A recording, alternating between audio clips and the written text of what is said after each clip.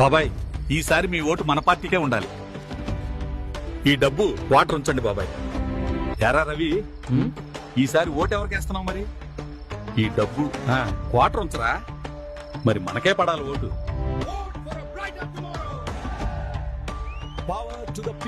ఇదేం జీవితం అయ్యా?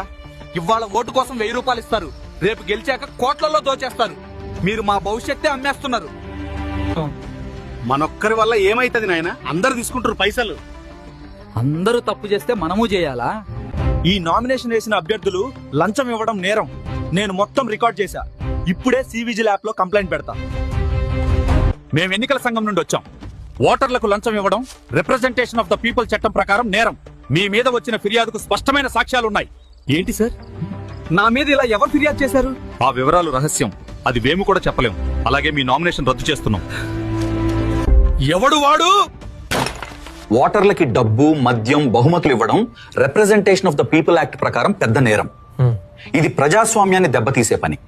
మరి మీ చుట్టుపక్కల ఎవడైనా ఇలా చేస్తే వెంటనే సివిఐజిఎల్ యాప్ ద్వారా ఫిర్యాదు చేయండి. అది కాకపోతే ఎన్నికల సంఘం టోల్ ఫ్రీ నెంబర్ 1950 కాల్ చేసి చెప్పండి. మీ వివరాలు రహస్యంగా ఉంటాయి. ఇలా చేస్తే మార్పు మన దగ్గరే మొదలవుతుంది.